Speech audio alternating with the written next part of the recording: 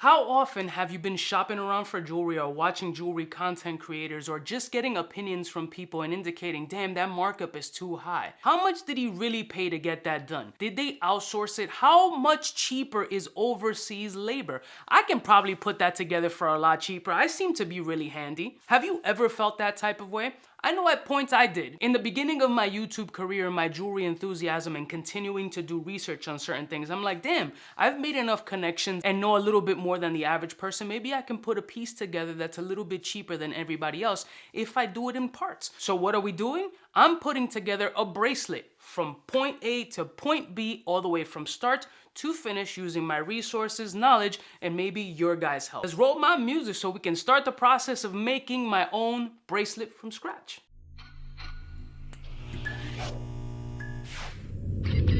I'm kind of a big deal.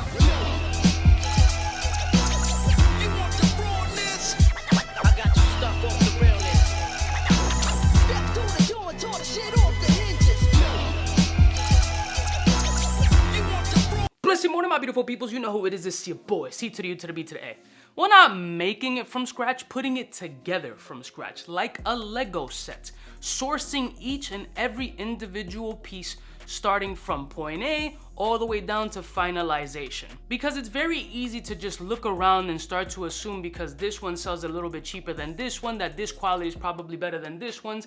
There's a lot of factors that people don't come into play. How much quantity they buy, the type of relationship they have, if these materials are true of what they say they are. So I kind of wanted to see from my perspective, and only from my perspective, because not everybody lives by a diamond district. It's gonna be quite difficult for some people. But if you can personally source from online, there'd be like OfferUp, eBay, Etsy, things of that nature, different items to put together a jewelry piece that's to your particular taste. So what I wanted to do was something very simple as well as very popular, and it's a tennis bracelet. Now I wanted to stick in the 925 metal because I wanted to see how cheap I can get it made. Now with the tennis bracelet, it's still in style, although honestly, I think it's kind of reduced a little bit as far as dudes wearing the tennis bracelets. I just feel that there's gonna be a shift coming. I don't know when, but I just feel it. In the jewelry space, I feel that there's gonna be a little bit more of a shift. But as of right now, I thought that the tennis bracelet would be the easiest option for me to start with. Now, I didn't wanna start with a gold piece in case I fuck it up, I break some shit, or I just get scammed online, which can still potentially happen. Those are the risks that you take, so make sure that you can process a payment through PayPal or some secure forum, because that can be a thing. So I started off on eBay, and I ended with eBay. So in shopping around and looking for a semi-mount, which is pretty much the skeleton, the casings of the tennis bracelet, I was shopping around and I knew overseas would be the cheapest option. So I did find a listing on eBay, and the seller was selling a 5x5 millimeter, meaning each particular casing would hold a 5x5 millimeter round stone. So this is a semi-mount without the stones, no finish, no polish, nothing, just the semi-mount, and he was selling it for $54, which is okay.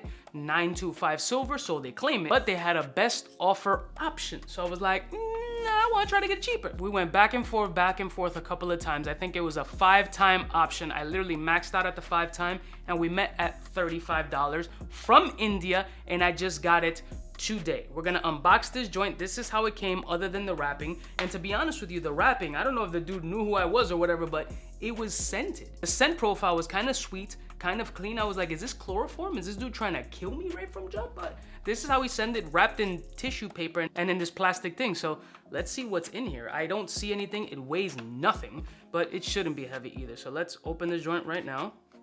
All right, pop this joint open. So it's cotton. Okay, so it's cotton. Oh, there it is.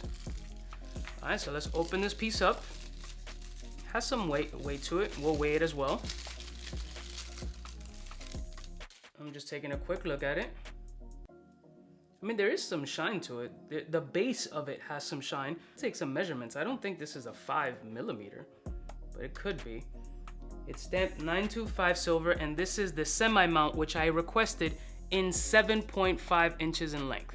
So this is what the semi-mount looks like. I know you guys have seen it 1,000 times, just usually with the stones in it. This is a 925 silver, 7.5 inch, 5x5 millimeter semi-mount to house the stones that I'm going to put in this bracelet. Here's what it looks like. Pretty straightforward, simple. You can see the base, it does have some shine on it. I thought it was gonna be no finish on it, but there is a little bit of a finish here. Very simple and to the point, and I almost dropped it. It does feel a little bit fragile, as most tennis bracelets do, but it does have some good fluidity, which is something that was important to me. I wanted to have a nice fluidity on that tennis bracelet so it can form around the wrist accordingly. Let's see if it got the size right.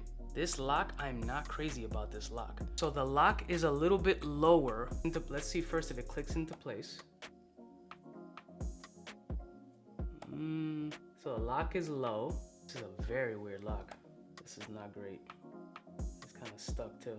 See, this is kind of the risk that you take when you try to put shit together. All right, I was able to get it out. Oh, this is very different. I mean, this is a pro and con, but I've never seen this particular type of lock. So here's the close-up shots that I mentioned. Prongs look decent. This is the low lock that I was indicating. Looks good. The work looks clean. Definitely does not look bad. It's just the lock that I have a little bit of a problem with. That's the hole that I'm talking about. And if we look on the other side,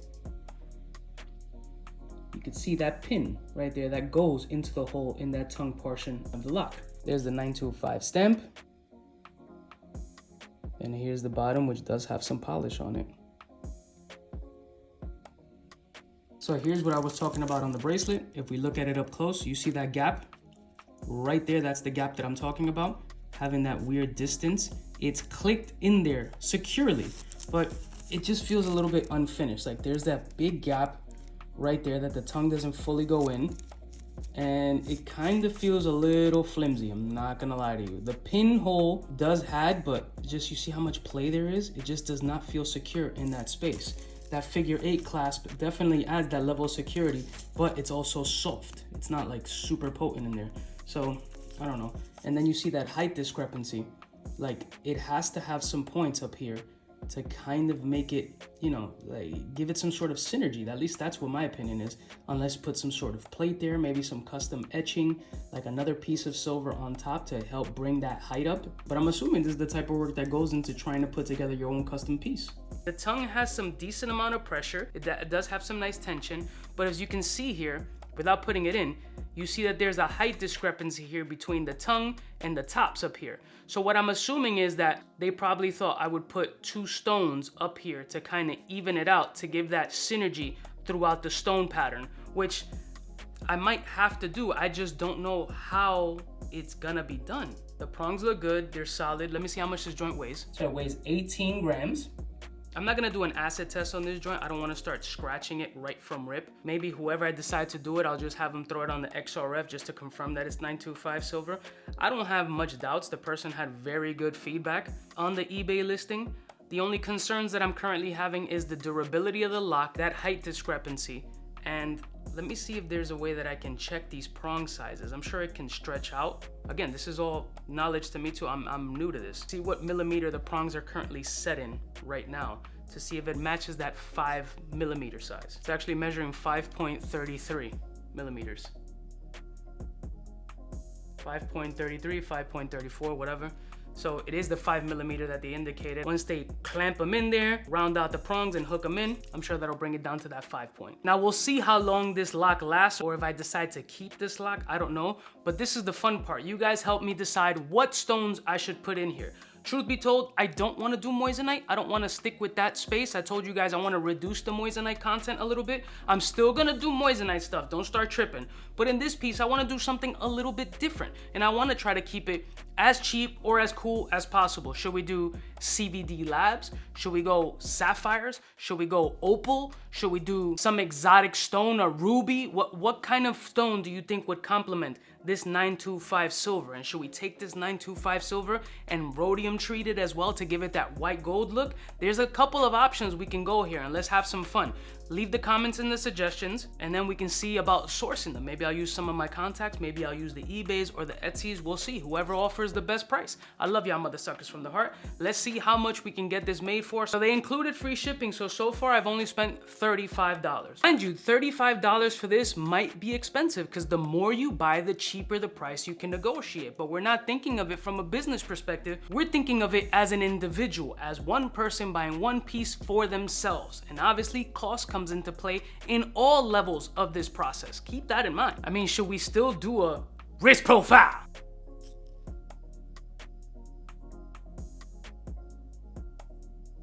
Not really much to see. Love y'all mother suckers from the heart, and I'll see y'all snitches next time. You know it is biggest in the game.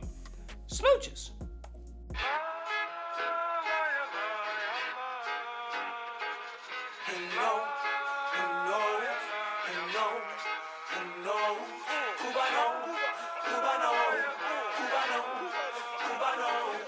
What's fresh? Who's best? Wanna know who's gonna pass the test? For the fly gun holder, money folder, Motorola start tag when it's time to call back. For the rough, rugged, and raw way, this nigga Jay, it's a game, but he don't play. Hey, for all the chicks that got dead in the penthouse suite on top of my mom's crib.